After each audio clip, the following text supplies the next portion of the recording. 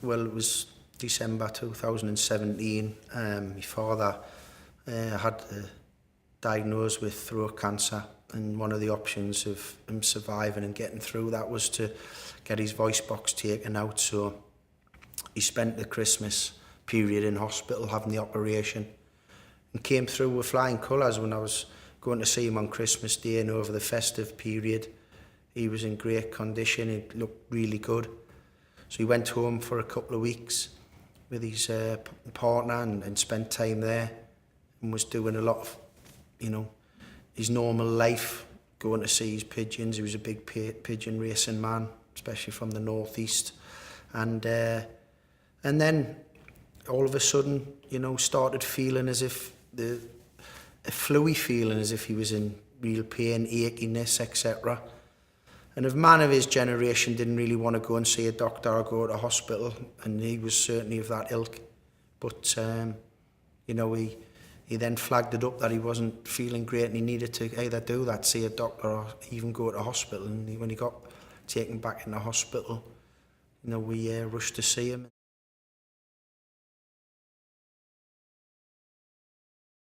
Brain tumour, brain cancer, because obviously he'd recovered from bowel cancer, and he recovered and was doing exceptionally well from the throat cancer. And obviously, having that scenario, they thought that maybe it spread into the brain.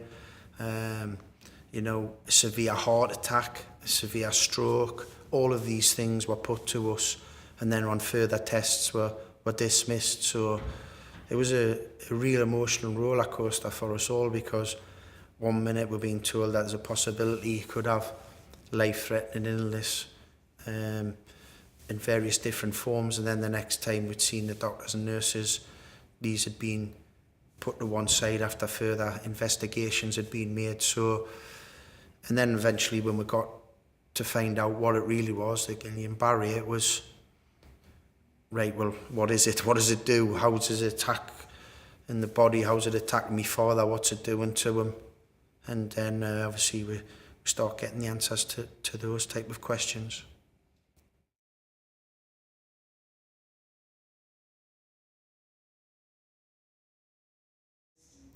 It took 2.5 weeks to 3 weeks to get diagnosed. So obviously a long period of time in the unknown, really. When you're in that scenario, each day is a long day. So for that type of period, and there was always other possibilities being thrown at us that it could be certain different things, which eventually it wasn't.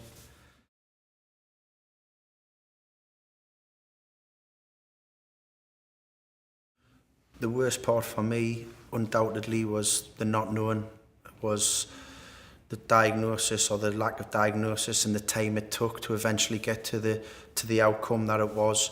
That was real frightening, not knowing. That 100% was the worst part of it all. Yeah, I received IVIG treatment, and initially there was a little bit of a spurt where there was a small improvement. So that gave us a little bit of confidence and hope. But then whether his body rejected that type of treatment going forward, well, obviously it did, because the improvements didn't continue, and just went back to where he was, really.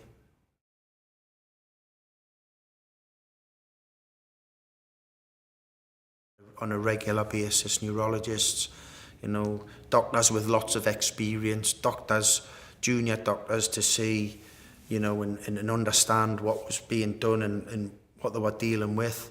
The nurses, the physio department, there was many people involved in the treatment of my father. At times they were a little bit confused and frustrated to find out what they were dealing with, to implement the best course of action to try and help my father's recovery.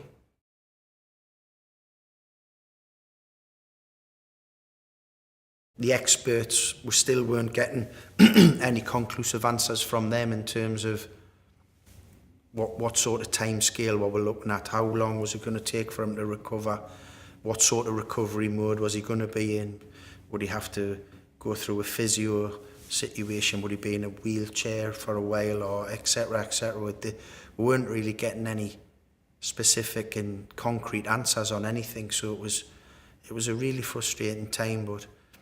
And as we went in on a daily basis, there wasn't a lot of improvement in my father and in how he was, and just lying in his bed and you know, with various different medications into him, and obviously on a ventilator. So it was a monotonous day for him because it was repetitive in everything that he'd done. It was just, he was lying in the same position. You know, in fact, they said at the hospital that, surprised that because he'd spent so long lying in bed, that he hadn't got bed sores or anything like that. So that was credit to them and the way that they looked after him. But it was a tough time for us.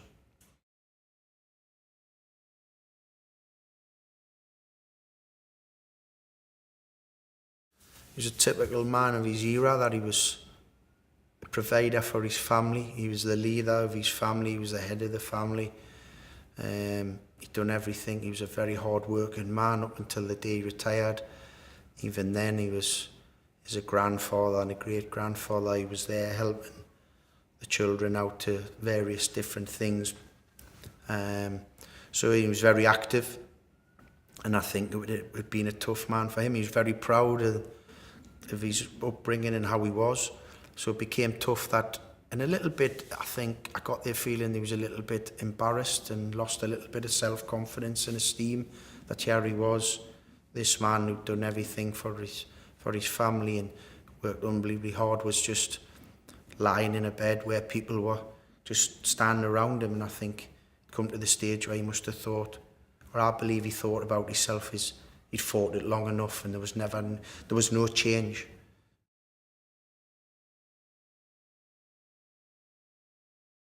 Through the physiotherapy, they were trying to take him off the ventilator for certain periods of the day. So it started for 30 minutes, then an hour once a day, and then they would go to 30 minutes twice a day, an hour twice a day, and they gradually build up. And I think it got to quite a point where he got to about 3 hours twice a day where they would take him off the ventilator, and he was then starting to have problems with that, and then they had to reduce the time he was being taken off the ventilator, which then was passed to us that this was not a great scenario, that he was having to be so reliant on the ventilator. And obviously towards the end, and when he decided that was it, and he knew he was going to go home and come off the ventilator, we knew it was going to be a short period of time before he passed.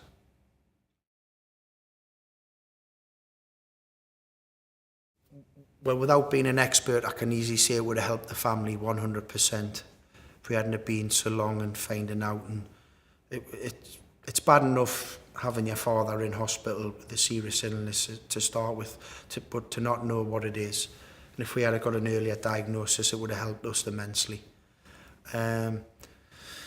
From the medical side of it, would it have helped him? Would it have saved his life? I'm not really sure, and I'm not in any kind of position to say that.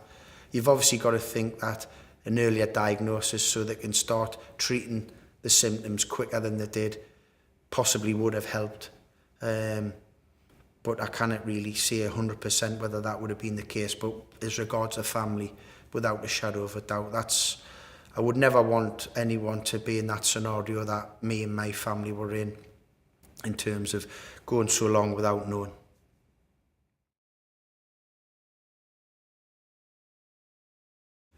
They didn't give us any answers how he'd contracted it, over what period or how.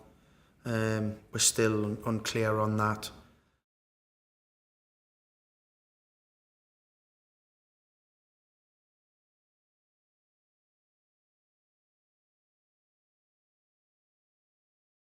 If I can help in any small way, put my story out there in various different ways, and it can help. That's all I want to do, is just try and get the awareness. That's the key, get the awareness for everybody. And that's why I keep stressing, it's not just the awareness of me, the man on the street who my father had the illness, is also what concerned us was that the medical industry not knowing a lot about it as well. So I want to try and help them.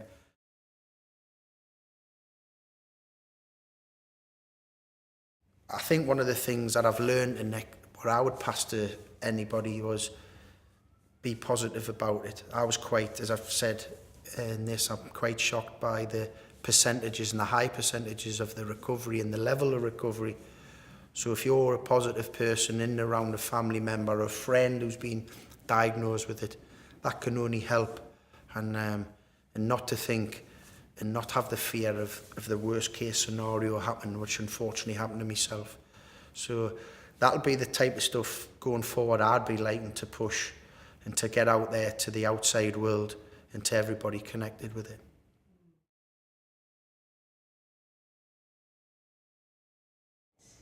It will affect everybody, all ages, male, female.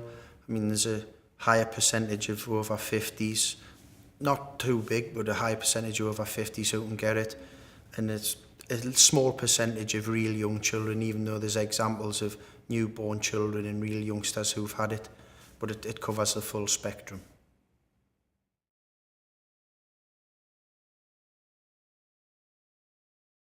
Yeah, I made the approach to Guillain Charity just to get more knowledge, more news out there, information. When they came back and asked me to be the ambassador of the charity, I was more than delighted. I was actually very, very proud, so hopefully I can do a good job for them.